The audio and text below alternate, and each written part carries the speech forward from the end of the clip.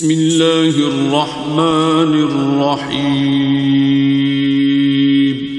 شروع اللہ کا نام لے کر جو بڑا مہربان نہایت رحم والا ہے۔ ابھی میں جس شخصیت کو آپ کے سامنے دعوت دینے والا ہوں وہ کسی تعارف کی محتاج نہیں ہے۔ خانوادہ انور شاہ کشمیری رحمہ اللہ سید عتیق الرحمن کشمیری حافظہ اللہ تشریف فرما ہے، جو کہ اپنی زندگی کا بہت زیادہ عرصہ دیوبندیت میں گزار چکے ہیں، پڑھا چکے ہیں، پڑھ چکے ہیں۔ آپ ان سے پوچھ سکتے ہیں آخر کیا چیز ہے جس کی وجہ سے آپ نے دیوبندیت کو چھوڑا ہے، آپ نے اپنے خانوادہ کو چھوڑا ہے، آخر کیا وجہ ہے کہ آپ ہر وقت قرآن و حدیث کی بات کرتے ہو؟ ائمہ کی تقلید سے کیوں جان چھڑائی، کیسے جان چھڑائی؟ تو ابھی میں بلا تاخیر خطاب کے لیے دعوت دیتا ہوں خطیب پاکستان، مقرر دل نشین، ترجمان مسلک محدثین، فضیلت الشیخ سید عتیق الرحمن کشمیری صاحب حافظہ اللہ کو ان کی آمد سے قبل ایک زوردار نعرے کا جواب چاہیے۔ نعرہ تکبیر! ہاتھوں کو بلند کر کے نعرے کا جواب دے۔ نعرہ تکبیر! نعرہ تکبیر! علماء اہل حدیث مولانا سید عتیق الرحمن کشمیری تشریف لاتے ہیں۔ سید عتیق الرحمن کشمیری حافظہ اللہ۔ الحمد لله نحمده ونستعينه ونستغفره ونؤمن به ونتوكل عليه ونعوذ بالله من شرور أنفسنا ومن سيئات أعمالنا، من يهده الله فلا مضل له ومن يضلل فلا هادي له، وأشهد أن لا إله إلا الله وحده لا شريك له، وأشهد أن محمدا عبده ورسوله. أما بعد فإن أحسن الكلام كلام الله، وأحسن الهدي هدي محمد صلى الله عليه وسلم، والشر الأمور محدثاتها، وكل محدثة بدعة، وكل بدعة ضلالة، وكل ضلالة في النار. قال الله تبارك وتعالى في القرآن المجيد: أعوذ بالله السميع العليم من الشيطان الرجيم، بسم الله الرحمن الرحيم. قل إن كنتم تحبون الله فاتبعوني يحببكم الله. اللهم صل على محمد وعلى آل محمد كما صليت على إبراهيم وعلى آل إبراهيم إنك حميد مجيد. اللهم بارك على محمد وعلى آل محمد كما باركت على إبراهيم وعلى آل إبراهيم إنك حميد مجيد. سبحانك لا علم لنا إلا ما علمتنا إنك أنت العليم الحكيم.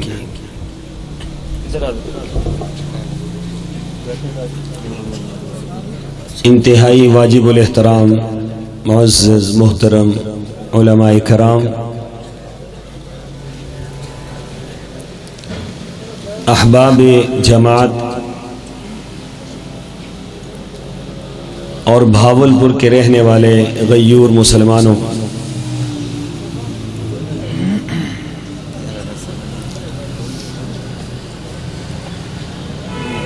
مسلک اہل حدیث کائنات کی سب سے بڑی سچائی ہے۔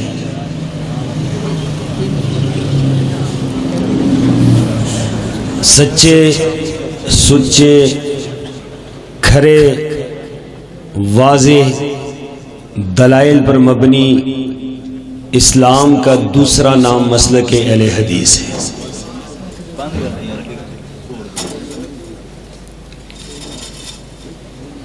آسمان کی چھت کے نیچے، زمین کی سطح کے اوپر سب سے خوبصورت، اجلا، پیارا، دلائل پر مبنی، اقرب الی الکتاب والسنہ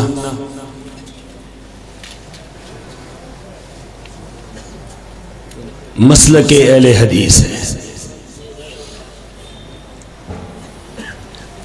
یوں سمجھیے کہ مسلک اہل حدیث کا ایک ایک لفظ، ایک ایک بات، ایک ایک دلیل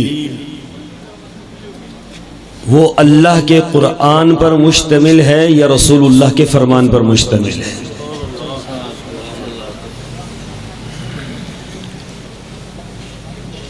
بلکہ اس سے اگلی ایک اور بات سمجھیے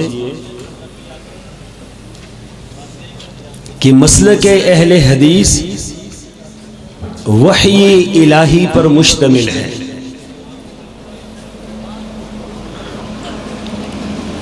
اور وحی آسمانوں سے نازل ہوئی ہے، جبرائیل لے کر آئے ہیں، سرور کونین آخری پیغمبر تھے، آپ پر وہ نازل ہو گئی، اور اس کے بعد جب آپ دنیا سے چلے گئے تو وحی کا دروازہ بھی قیامت تک کے لیے بند ہو گیا۔ اب اہل حدیث کا مسلک یہ ہے کہ جو وحی ہے وہی دین ہے، جو وحی نہیں ہے وہ دین نہیں ہو سکتا ہے۔ جو وحی ہے وہ دین ہے۔ عام طور پر لوگ یہ تاثر دیتے ہیں کہ یہ اہل حدیث حضرات اختلاف کی بات کرتے ہیں، انتشار کی بات کرتے ہیں، لوگوں کو یہ راہ راست سے ہٹاتے ہیں۔ میں جتنی بھی گفتگو کروں گا، اگر میری گفتگو میں آپ کو کہیں بھی کوئی ایسی بات نظر آئے تو آپ میری اصلاح فرما دیجیے گا کہ میں کوئی ایسی بات پیش کروں جو اختلاف کا باعث ہو، جو انتشار کا باعث ہو، جو لوگوں کے درمیان نفرت کا باعث ہو۔ اس لیے کہ اہل حدیث کا مسلک کائنات کے اندر سب سے خوبصورت ترین دعوت دیتا ہے، اور وہ دعوت کیا ہے کہ لوگوں اللہ اور اس کے رسول کی بات کو مانو، فقط اس کے علاوہ کسی اور کی بات کو ماننے کی ضرورت نہیں ہے۔ وحی الہی کے ہم پابند ہیں، اور وحی الہی قرآن اور سنت کا نام ہے۔ اب قرآن اور حدیث کے علاوہ کوئی تیسری چیز نہ وحی ہے، نہ ہم اس کو مانتے ہیں، نہ ہم اس کے پابند ہیں، نہ ہماری وہ دعوت ہے۔ اس لیے یوں سمجھیں کہ مسلک اہل حدیث دنیا کے اندر سب سے خوبصورت، سب سے اجلا، سب سے بہتر، سب سے اعلیٰ اور سب سے اقرب الی الکتاب والسنہ مسلک ہے۔ اور اللہ کے فضل و کرم سے جو لوگ مسلک اہل حدیث کو مانتے ہیں وہی صراط مستقیم پر ہیں، وہی روشن شاہراہ پر ہیں، وہی رسول اللہ صلی اللہ علیہ وسلم کے طریقے پر ہیں، وہی فرقہ ناجیہ ہے، وہی طائفہ منصورہ ہے، اور وہی کل قیامت کے دن انشاءاللہ کامیاب ہونے والوں میں شامل ہوں گے۔ یہ جو اتنی بڑی بڑی باتیں میں نے کر دی کہ مسلک اہل حدیث ہی سب کچھ ہے، مسلک اہل حدیث ہی حق ہے، مسلک اہل حدیث ہی اسلام کا دوسرا نام ہے، مسلک اہل حدیث سچائی کا دوسرا نام ہے، مسلک اہل حدیث صراط مستقیم ہے، اہل حدیث طائفہ منصورہ ہے، اہل حدیث مسلک محدثین کے صحیح علمبردار ہیں۔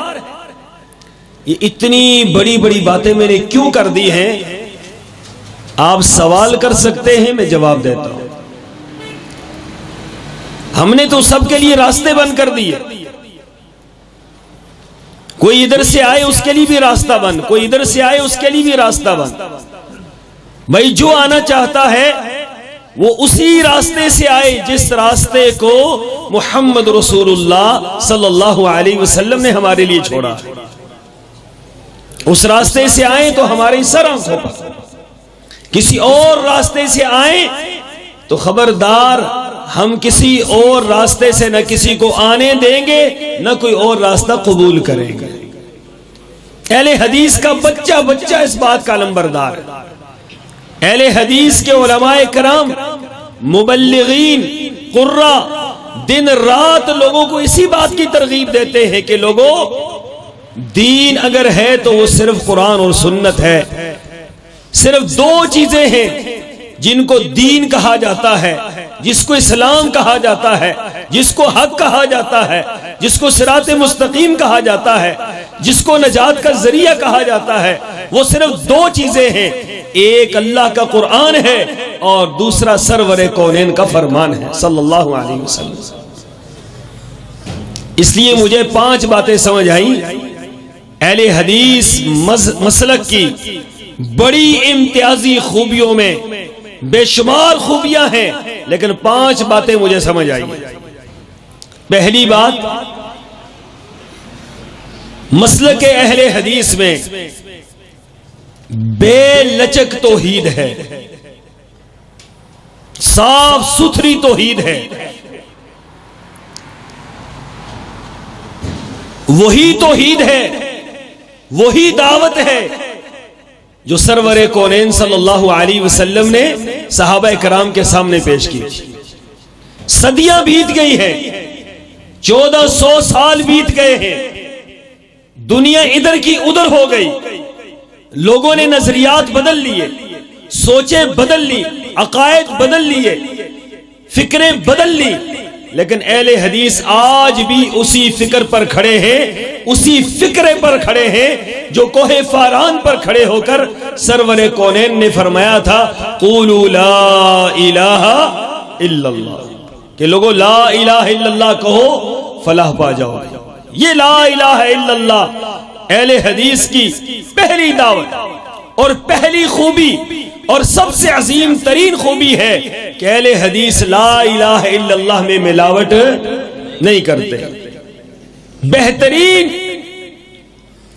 بہترین توحید، بے لچک توحید، بغیر مصلحت کے توحید، بغیر کسی کو دیکھے ہوئے، بغیر کسی کی مخالفت کے ڈر کے، بغیر کسی کے ساتھ دینے یا نہ دینے کے، اہل حدیث یہ بات کہتے ہیں، ہمارا نعرہ کیا ہے؟ قل هو اللہ احد اللہ الصمد، کہہ دیجئے اللہ ایک ہے۔ کیوں ایک ہے اللہ؟ اللہ کیوں ایک ہے؟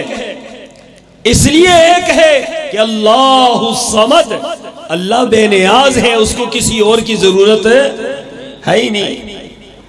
لم یلد ولم یولد، دنیا کے اندر یا والد ہے یا اولاد ہے، اولاد کو والد کی ضرورت، والد کو اولاد کی ضرورت، ہم ایک دوسرے کے محتاج، ہماری ضرورتیں، ہم پیدا ہوئے، ہم فوت ہوں گے، ہمارے ساتھ سارے معاملات لگے ہوئے ہیں، لیکن اللہ کیا فرما رہے ہیں؟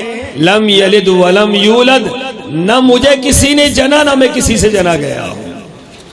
وَلَمْ يَكُنْ لَهُ كُفُوًا أَحَدٌ، اللہ تعالیٰ کا معاملہ کیا ہے؟ اہل حدیث کی جو توحید ہے اس کی آپ انتہا دیکھیے. فرمایا قل اللہم مالک الملک تؤتی الملک من تشاء وتنزع الملک ممن تشاء وتعز من تشاء وتذل من تشاء بیدک الخیر انک علی کل شیء قدیر. لوگو حکومتوں کا مالک کون ہے؟ تؤتی الملک من تشاء، جسے چاہتا ہے لوگوں کو حکومت دے دیتا ہے. چاہے کسی کو گدا کو اٹھا کر شاہ بنا دے اور چاہے تو شاہ کو اٹھا کر گداگر بنا دے. یہ عزتیں اور ذلتیں دینے والا کون ہے؟ لوگوں کا خیال یہ ہے کہ نہیں فلاں بابا حکومت دے گا. ہمارے ہاں مانسرا کے اندر بابا دھنکا بڑا مشہور ہے، اور بابا دھنکے کا کام کیا ہے کہ وہ لوگوں کو ڈنڈے مارتا ہے. کسی دور کے اندر وہاں جا کر بی بی بے نظیر نے ڈنڈے کھائے، اس کو 2 ڈنڈے مارے اور اسے کہا تو 2 مرتبہ وزیر اعظم بنے گی. اس کے بعد جب وہ وزیر اعظم بن گئی، عقیدہ پختہ ہو گیا، شیطان نے ان کو اس پر پختہ کر دیا کہ یہ تو حکومت دینے والا بابا ہے. کچھ عرصے کے بعد وہاں نواز شریف صاحب چلے گئے. نواز شریف صاحب نے ڈنڈے کھائے اور نواز شریف صاحب نے 5 ڈنڈے کھائے. اور اس کا معنی کیا تھا کہ 5 مرتبہ آپ وزیر اعظم بنیں گے. یہ عقیدہ لے کر آئے ہیں لوگ، اور اس کے بعد کئی لوگ وہاں جاتے رہے کہ ہمیں بھی بابا ڈنڈے مارے. بابا ڈنڈے مارتا رہا لیکن وزیر اعظم کوئی نہیں بنا ہے. یہ جو نظریہ ہے، یہ جو عقیدہ ہے، اہل حدیث کی بات کہتے ہیں لوگوں یہ اختیار میرے اللہ کا ہے. قل اللہم مالک الملک تؤتی الملک من تشاء وتنزع الملک ممن تشاء وتعز من تشاء وتذل من تشاء بیدک الخیر انک علی کل شیء قدیر. لوگوں اگر عزت مانگنی ہے تو اللہ سے مانگو، حکومت مانگنی ہے تو اللہ سے مانگو، کوئی چیز مانگنی ہے، کوئی دعا کرنی ہے تو اللہ سے دعا کرو. کیوں؟ اللہ خود فرما رہے ہیں وَإِذَا سَأَلَكَ عِبَادِي عَنِّي فَإِنِّي قَرِيبٌ أُجِيبُ دَعْوَةَ الدَّاعِ إِذَا دَعَانِ فَلْيَسْتَجِيبُوا لِي وَلْيُؤْمِنُوا بِي لَعَلَّهُمْ يَرْشُدُونَ. فرمایا جب میرا بندہ مجھے پکارتا ہے تو میں اس کے کیا ہوتا ہوں؟ قریب ہوتا ہوں. وَإِذَا سَأَلَكَ عِبَادِي عَنِّي، میرا بندہ سوال کرتا ہے میں اس کے قریب ہوتا ہوں. اللہ تو کتنا قریب ہوتا ہے. فرمایا نحن اقرب الیہ من حبل الورید. یہ شرک زیادہ دور ہے. اقرب مبالغے کا صیغہ ہے، قریب سے زیادہ اقرب کا معنی مبالغے پر مبنی ہے. فرمایا کسی کو شک ہو سکتا تھا پتہ نہیں اللہ کتنا قریب ہے، تو اللہ تعالیٰ نے فرمایا لوگوں سنو، کہیں جانے کی ضرورت نہیں ہے، کہیں پریشان ہونے کی ضرورت نہیں ہے، دھکے کھانے کی ضرورت نہیں ہے.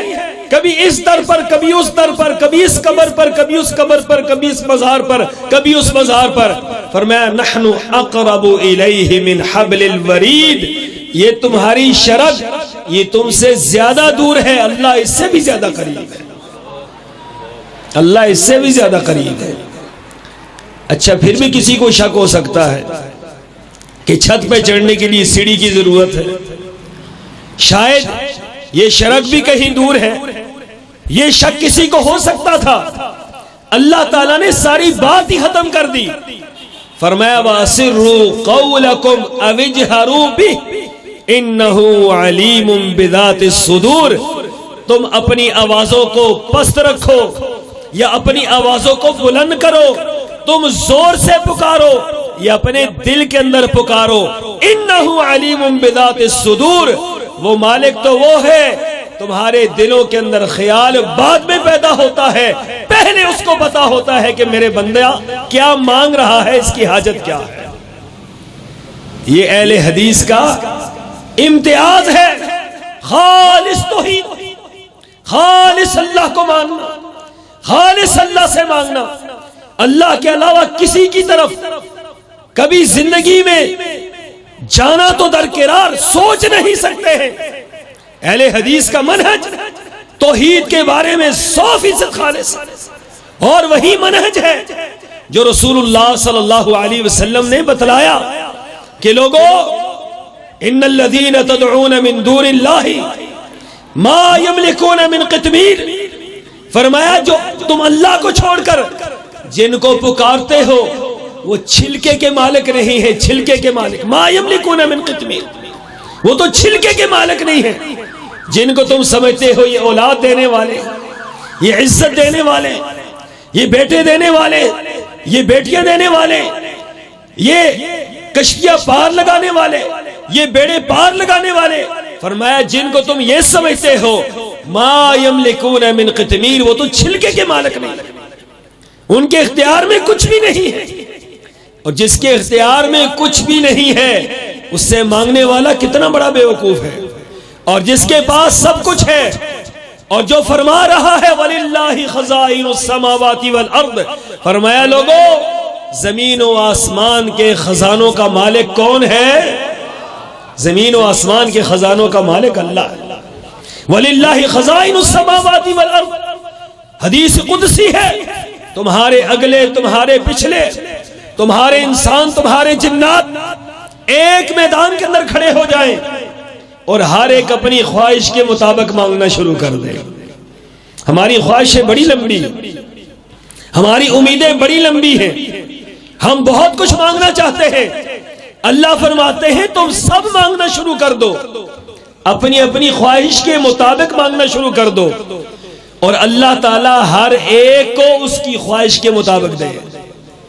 ہر ایک کو اس کی خواہش کے مطابق دے، اور دے کر ساری کائنات کے لوگوں کو جب اللہ فارغ ہو جائے تو فرمایا، اللہ فرماتے ہیں میں اپنے خزانوں کی طرف دیکھوں، میرے خزانوں میں اتنی کمی بھی نہیں آتی جتنا سوئی کو سمندر میں ڈبونے سے سمندر کے اندر کمی آتی ہے، میرے خزانوں میں اتنی کمی بھی نہیں آتی.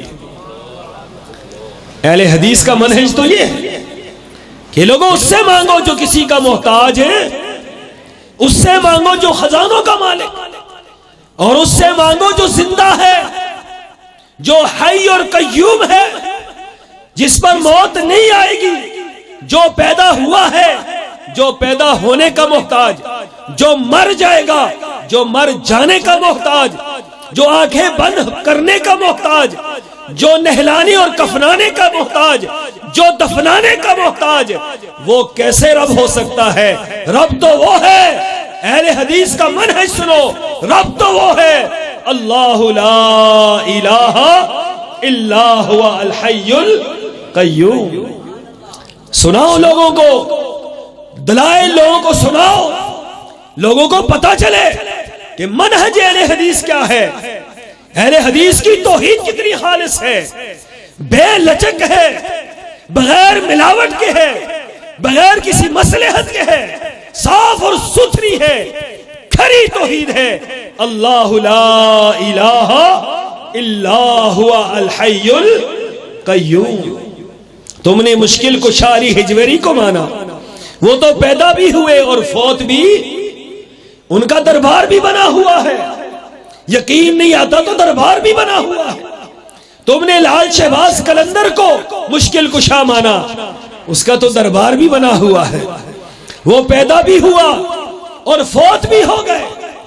تم نے اگر کسی اور کو مانا ہے، اگر اسلام آباد کے بڑی امام کو مانا ہے، وہ فوت بھی ہو گیا اور وہ پیدا بھی ہوا تھا، اس کا مزار بھی موجود ہے. قبر دلیل ہوتی ہے مرنے کی کہ یہ مر گیا ہے، دنیا سے چلا گیا ہے، اس کی یہ قبر بنی ہے، ہاتھوں سے اس کو یہاں پر رکھا گیا ہے، اوپر سے منو مٹی ڈالی گئی ہے. اس کا مطلب یہ ہے یہ فوت ہو گیا. جو فوت ہو جائے وہ مشکل کشا ہو سکتا؟ جو مر گیا وہ مشکل کشا کیسے ہو سکتا ہے؟ جو دنیا سے چلا گیا وہ حاجت روا کیسے ہو سکتا ہے؟ اہل حدیث کی دعوت کیا ہے؟ لوگوں اس رب کو پکارو جو فرما رہا ہے اللہ لا الہ الا هو الحی القیوم. لا تاخذہ سنۃ ولا نوم. قرآن کے الفاظ دیکھیے. رات کا بھی کچھ حصہ بیتا ہے. کتنے لوگ ہم میں ایسے ہوں گے جو بتقاضۂ بشریت جن پر نیند غالب آ رہی ہوگی, جو اونگ رہے ہوں گے. جس کو نیند آ جائے وہ مشکل کشا ہو سکتا. دیکھو نا بابا جی سو گئے, بتقاضۂ بشریت کوئی مسئلہ نہیں, سو جائے کوئی مسئلہ نہیں. بتقاضۂ بشریت نیند کا غلبہ آتا ہے, اور جو سو جائے وہ مشکل کشا ہو سکتا. اور میرا رب فرماتا ہے کون دنیا کا انسان ایسے ہے جو یہ دعویٰ کرے میں سوتا نہیں. تم سوتے بھی ہو, تم جاگتے بھی ہو, تم کھاتے بھی ہو, تم پیتے بھی ہو, تم مشکلوں کے اندر پریشان بھی ہوتے ہو, خوش بھی ہوتے ہو. رب تو وہ ہے لا تاخذہ سنۃ ولا نوم. فرمایا سونا تو بہت دور کی بات ہے, میرا رب وہ ہے جس کو اونگ بھی نہیں آتی ہے.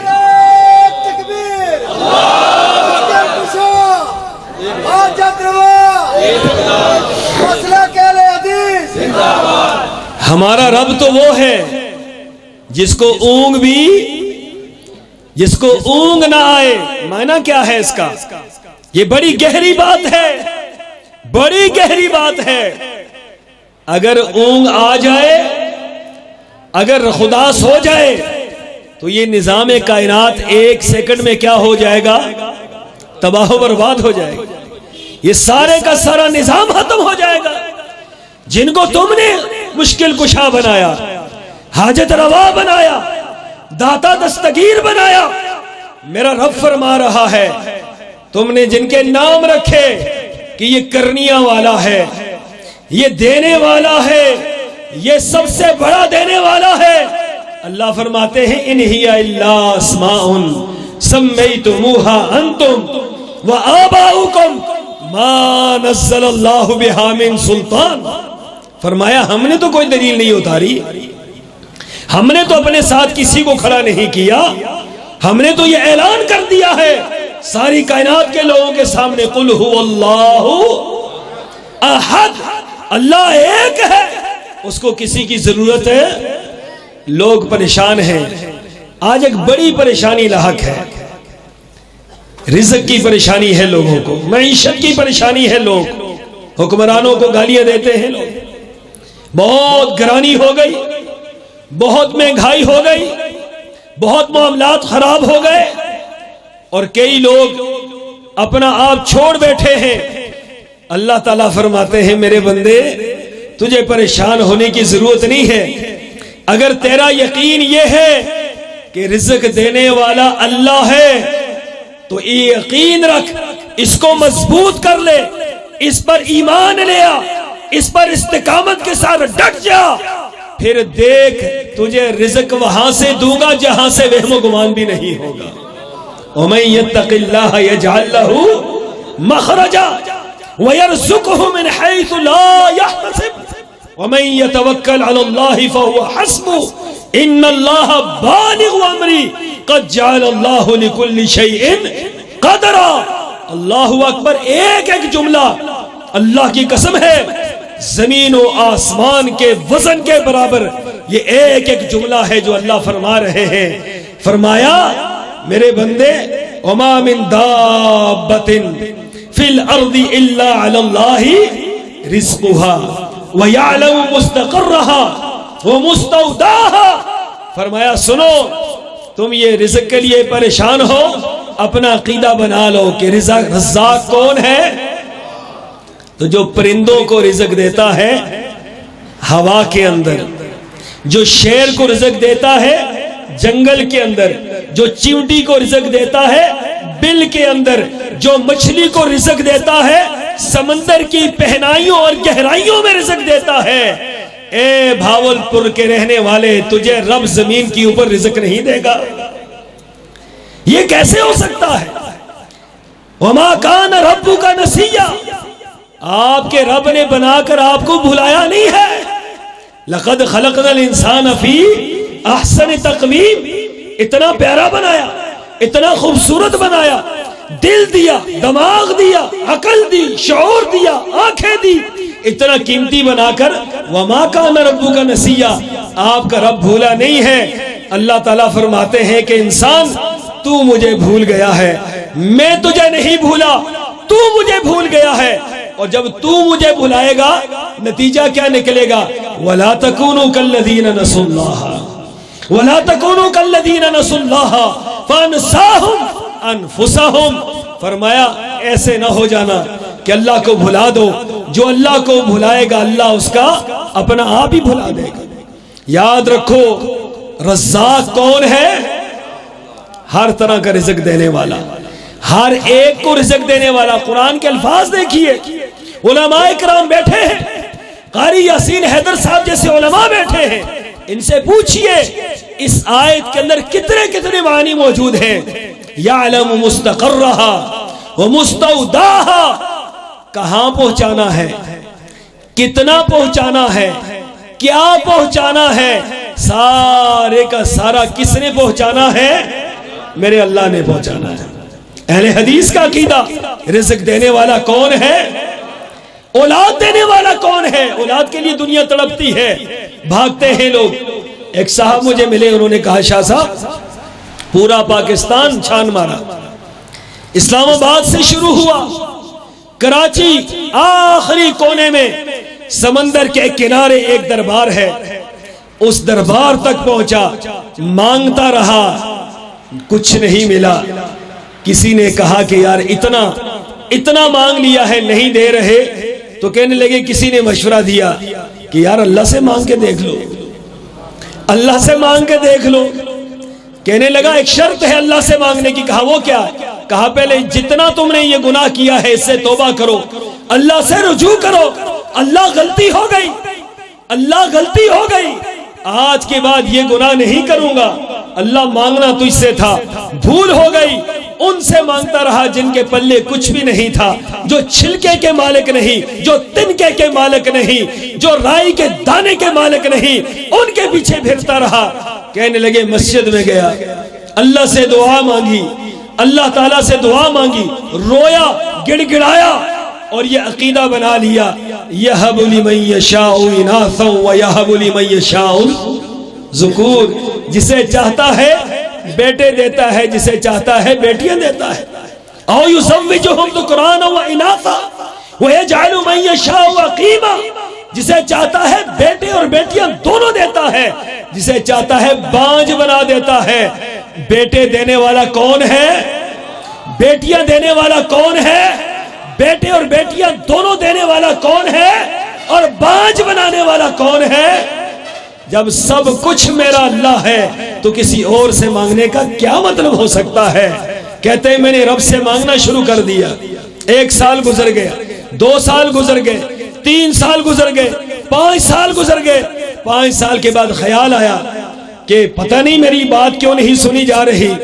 پھر شیطان نے ذہن میں ڈالا چلو کسی اور طرف چلتے ہیں، لیکن پھر نصیحت یاد آگی کہ نہیں، اور کہیں نہیں جانا۔ پھر ایک مرتبہ کہتے ہیں میں نے اللہ تعالیٰ سے دعا کی کہ اللہ میرا ایمان ضائع ہونے لگا ہے، میرا ایمان برباد ہونے لگا ہے، اللہ اولاد اگر تو دینے والا ہے اللہ تو مجھے اولاد دے دے، اللہ میرا عقیدہ بھی بچا لے اور میری نسل بھی بچا لے۔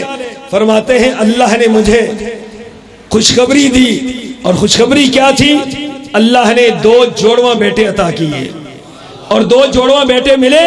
میں اسی عالم دین کے پاس گیا، میں نے اسے کہا کہ اب 2 جوڑواں اللہ نے دے دیے ہیں، کیا کہتے ہو؟ کہا کہ ان 2 جوڑواں بچوں کو عالم دین بناؤ، حافظ قرآن بناؤ، اور اللہ کی توحید کے لیے وقف کر دو۔ کچھ عرصہ پہلے مجھے ملا، کہنے لگا شاہ صاحب دونوں میرے بیٹے آج اللہ کے فضل سے حافظ قرآن بھی بن چکے ہیں، عالم دین بھی بن چکے ہیں۔ جب یہ عقیدہ بنتا ہے کہ دینے والا کون ہے، اہل حدیث کا منہج، اہل حدیث کی خالص دعوت توحید پر کوئی کمپرومائز نہیں، کوئی جھول نہیں، کوئی لچک نہیں، کسی قسم کی کوئی مصلحت نہیں، لا الہ الا اللہ، اس پر قائم ہے اہل حدیث، اور انشاءاللہ مرتے دم تک اللہ سے دعا کرتے اللہ اس پر قائم رکھنا۔ اور اہل حدیث سے شرک سے نفرت کرتا ہے. اہل حدیث کس سے نفرت کرتا ہے؟ شرک سے نفرت کرتا ہے. کیوں؟ ان اللہ لا یغفر ان یشرک بہ، ان اللہ لا یغفر ان یشرک بہ ویغفر ما دون ذلک لمن یشاء. فرمایا اللہ تعالیٰ ہر گناہ کو معاف کر دے گا، لیکن اللہ شرک کو معاف، مشرک کو اللہ معاف.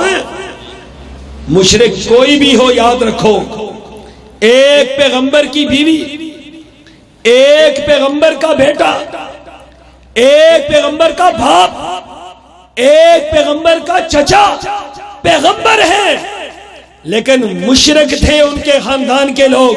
جو مشرک تھے اللہ تعالیٰ نے فرمایا استغفر لہم او لا تستغفر لہم ان تستغفر لہم 70 مرۃ لن یغفر اللہ لہم، کہ اے پیغمبر صلی اللہ علیہ وسلم آپ 70 مرتبہ بھی ان کے لیے استغفار کریں، اللہ نہیں معاف کرے گا. کیوں؟ کہ یہ مرے ہیں تو شرک پر مرے ہیں، مرے ہیں تو شرک پر مرے ہیں.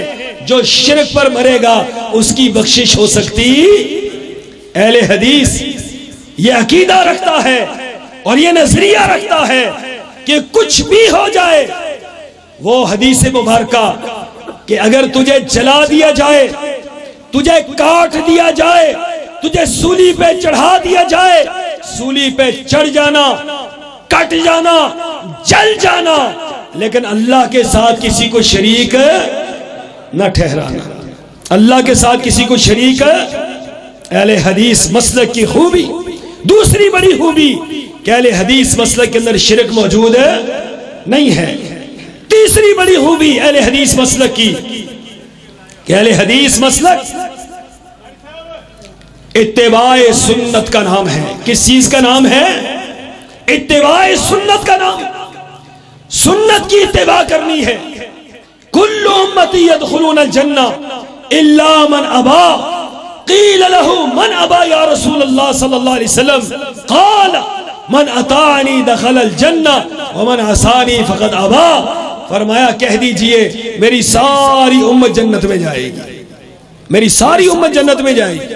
بھئی خوشی کی بات ہے نا، ساری امت جنت میں جائے گی، لیکن ساتھ ہی فرمایا الا من ابا، وہ جنت میں نہیں جائے گا جو جنت میں جانے سے خود انکار کر دے. اللہ کے رسول جنت میں جانے سے کون انکار کرے گا؟ فرمایا من اطاعنی دخل الجنہ، جو میری اطاعت کرے گا وہ جنت میں جائے گا. ومن عصانی فقد ابا، جس نے میری نافرمانی کی گویا اس نے جنت میں جانے سے خود انکار کر دیا. اہل حدیث اتباع رسول کی دعوت دیتا ہے، صرف اللہ کے رسول کی اتباع، اطاعت اللہ کے رسول کی، اتباع اللہ کے رسول کی، بات ماننی ہے اللہ کے رسول کی. اللہ کے رسول کے بعد کسی اور کی بات ماننا جائز.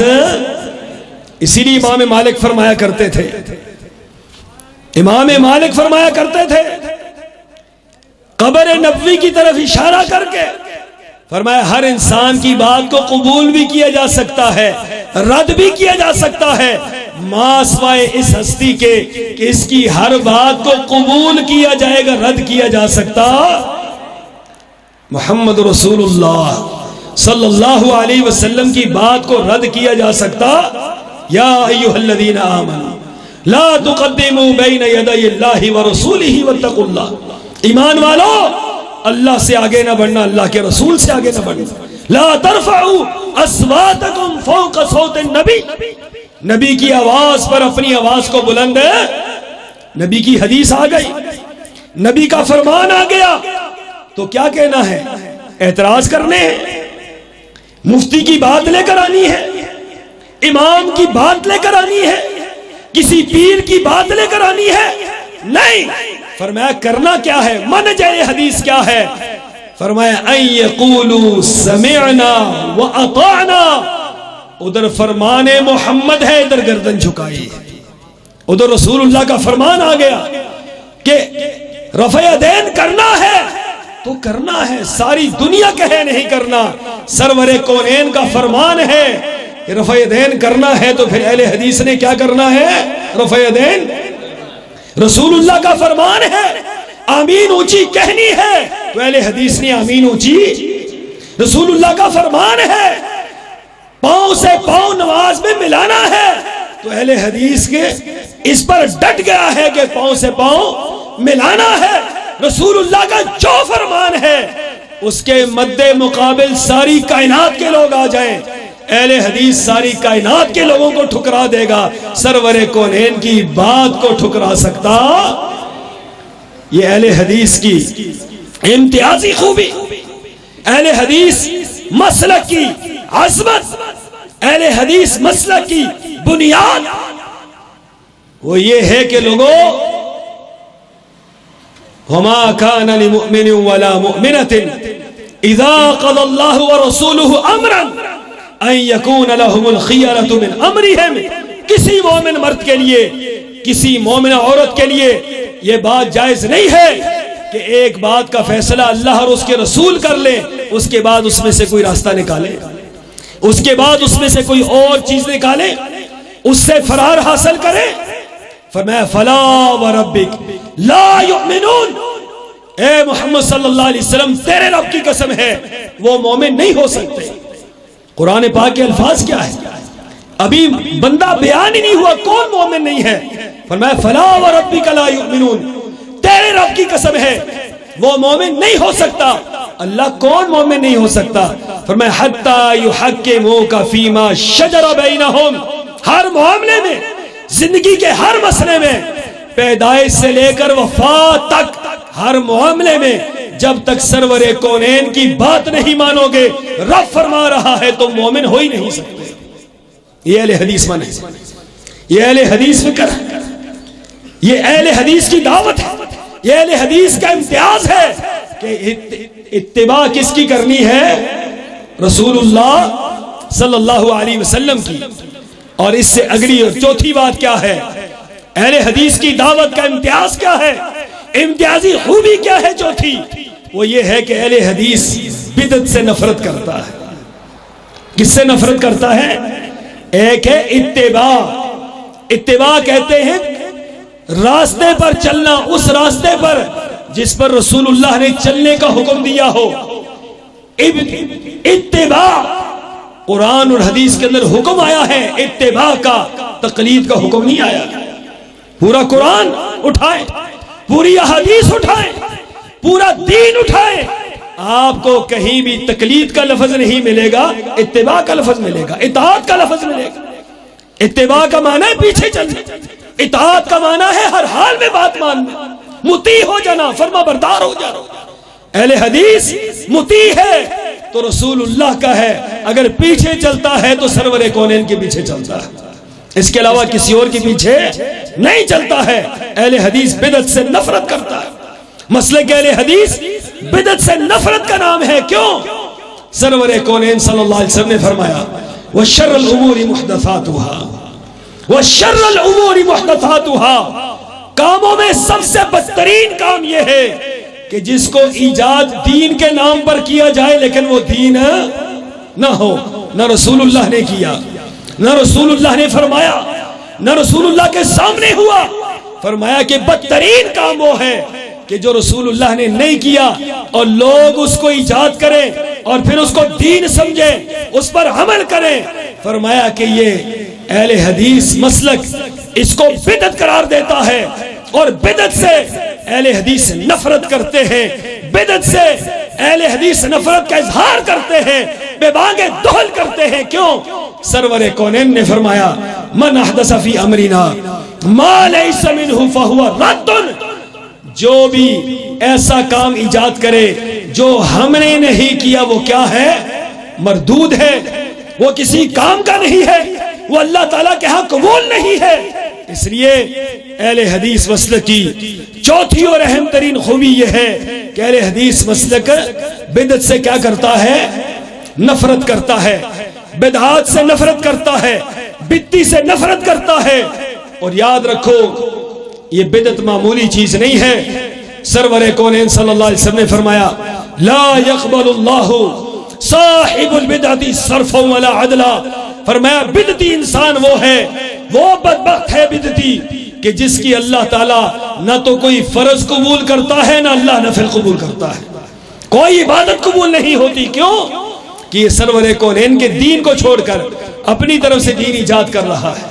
ابھی کچھ عرصہ پہلے 12 ربیع الاول کو آپ نے دیکھا ہوگا پورے ملک کے اندر جو خطرناک حد تک مختلف انداز سے لوگوں نے بدعات کو ایجاد کیا ہے.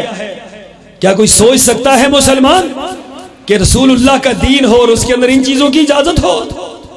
رسول اللہ کے نام پر 12 ربیع الاول کے دن کیا گل کھلائے گئے، کیا کیا حرکات کی گئی، ڈھول مارے گئے، باجے مارے گئے، اور آپ کے ملتان کے اندر تو حوریں بھی نکال دی گئی.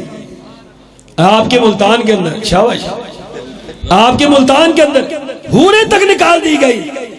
بدعت کا کبھی بھی کوئی وجود ہے؟ بدعت کا وجود ایک جگہ پہ قائم نہیں رہتا. ہر علاقے کے اندر الگ الگ بدعات ہوتی ہیں. ہمارے اسلام آباد کے اندر اور طرح کی بدعت ہے، ملتان کے اندر اور طرح کی بدعت ہے. اور ملتانیوں نے تو انتہا کر دی ہے. ملتانیوں نے انتہا کر دی ہے کہ ایک تو حور نکالی اور اوپر سے حور کو پیسے بھی نہیں دیے. بڑا اچھا کام کیا، کتنا اچھا کام کیا ہے. کس قدر افسوسناک بات ہے. اللہ کے بندو، بدعت بانج نہیں ہوتی. بدعت بچے دیتی ہے، انڈے دیتی ہے، نسل پھیلتی ہے. بدعتی لوگوں کے اس کے مفادات وابستہ ہوتے ہیں. چندے لوگوں سے اکٹھے کرتے ہیں، کچھ لگا دیتے ہیں، کچھ کھا جاتے ہیں، کچھ سے ان کے مکانات بنتے ہیں، گاڑیاں چلتی ہیں، پورا نظام چلتا ہے. اہل حدیث یہ بات کہتا ہے، لوگوں مر جانا کٹ جانا، لیکن رسول اللہ صلی اللہ علیہ وسلم کے دین میں رائی کے دانے کے برابر اضافہ نہیں کرنا ہے. یہ ہمارا اختیار ہی نہیں. اور آخری اور پانچویں بات میں کہنے لگا ہوں، آخری اور پانچویں بات، اہل حدیث مسلک کا امتیاز کہ اہل حدیث جو دعوت دیتا ہے اتفاق اور اتحاد کی دعوت ہے. اتفاق اور اتحاد کی دعوت ہے.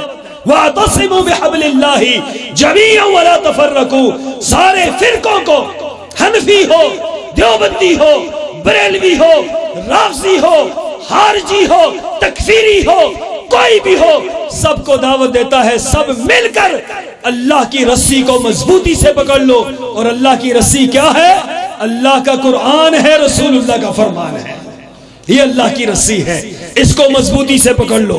ہم نے تو پکڑی ہے، ہم نے تو پکڑ رکھی ہے. ہم تمہیں پکڑنے کی دعوت دیتے ہیں کہ تم بھی آؤ اور اس کو پکڑو، اس رسی کو مضبوطی سے پکڑ لو. یہ وہ رسی ہے جس کو مضبوطی سے پکڑو گے تو اللہ کی قسم کبھی گمراہ ہو سکتے. ترکت فیکم امرین، ترکت فیکم امرین لن تضلوا ما تمسکتم بہما کتاب اللہ و سنت رسولی. فرمایا کہ دو چیزیں چھوڑ کے جا رہا، دو چیزیں، اتفاق اور اتحاد. کوئی اختلاف نہیں ہے، کوئی انتشار نہیں ہے، کوئی بغض نہیں ہے، کوئی کینہ نہیں ہے، کوئی پریشانی نہیں ہے. ایک دعوت ہے لوگوں، قرآن اور سنت کی دعوت، اللہ اور اس کے رسول کی دعوت، کتاب و سنت کی دعوت. اس دعوت کے اوپر سارے کے سارے لوگ مل کر بیک زبان ہو کر اس کو ہم اختیار کر لیں تو دنیا سے فرقہ پرستی ختم ہو جائے گی. دیکھو، میں اگر دعوت اس بات کی دوں کہ آپ حنفی بن جائیں تو یہ دعوت اتفاق کی دعوت ہے جی. میں کہتا ہوں آپ شافی بن جائیں، اتفاقی دعوت. مالکی بن جائیں، اتفاقی دعوت. حملی بن جائیں، بریلوی بن جائیں، دیوبندی بن جائیں، اتفاقی دعوت ہے. میں آپ کو کہتا ہوں اہل حدیث بن جائیں. اب یہ کس کی دعوت ہے جی؟ یہ اتفاق کی دعوت ہے، اتحاد کی دعوت ہے. یہ بنیاد ہے اسلام کی، یہ مضبوط ترین اساس ہے اس کی، مضبوط ترین موقف ہے اس کا، مضبوط ترین اس کا عقیدہ ہے. اس لیے سب مل جاؤ، اپنے اپنے عقیدے چھوڑ دو، اہل حدیث کے عقیدے کو پرکھو، دیکھو، تحقیق کرو. اللہ کے فضل سے جو بندہ بھی اپنی زندگی میں حقیقت پر مبنی تحقیق کرے گا، جستجو کرے گا، محنت کرے گا، دعا کرے گا اللہ سے، اللہ حق دکھلا دے، میرا یہ نظریہ ہے کہ ایک وقت آئے گا وہ اہل حدیث ہو جائے گا، ایک وقت آئے گا وہ اہل حدیث ہو جائے گا۔ کیوں؟ اہل حدیث کے سوا حق کہیں اور نظر آتا نہیں نظر آئے گا۔ اہل حدیث منہج۔ میں آج بھاولپور آ رہا تھا تو بھاولپور آتے ہوئے مجھے ایک بات یاد آئی۔ ہر علاقے کی ایک چیز مشہور ہوتی ہے، آپ کے بھاولپور کی کیا چیز مشہور ہے؟ جی ملتان کی بھی حلوہ مشہور ہے، تو یہاں کیا مشہور ہے بھاولپور کا؟ دال مشہور ہے، اور کوئی خشکی مشہور ہے، شاباش، یہ بھی اچھی بات۔ اور جی آپ کو ایک بات میں دے کے جا رہا ہوں بھاولپور کی۔ جب ہمارے ہم کہتے ہیں نا بھاولپور، تو اللہ کی قسم ہمارا ایمان تازہ ہو جاتا ہے، ہمارا ایمان تازہ ہو جاتا ہے، ہماری خون بڑھ جاتا ہے جسم میں، غیرت حرارت پیدا ہوتی ہے، بھاولپور کا نام آتا ہے تو ہمارا سر فخر سے بلند ہوتا ہے۔ یہ وہ دھرتی ہے جہاں پر اللہ نے اہل حدیث کے سپوت عبداللہ بھاولپوری کو پیدا کیا ہے، اور عبداللہ بھاولپوری شاید آپ کو قدر نہ ہو، شاید آپ کو قدر نہ ہو۔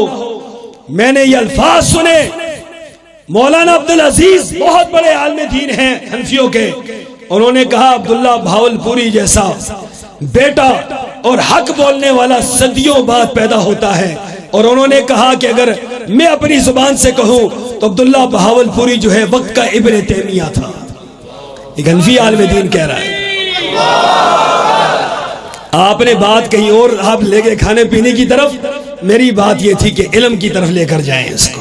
بھاولپوری صاحب کی یادیں تازہ کریں، یہ بھاولپوری صاحب کا شہر ہے، یہاں حق بولیں، حق بیان کریں، حق پر ڈٹ جائیں، توحید کا علم بلند کریں، اور اس انداز سے بلند کریں جس طرح بھاولپوری صاحب نے بلند کیا تھا کہ کئی سال بیت گئے ہیں، بھاولپوری صاحب کا آج بھی نام زندہ ہے، اور مجھے یقین ہے کہ انشاءاللہ قیامت تک زندہ رہے۔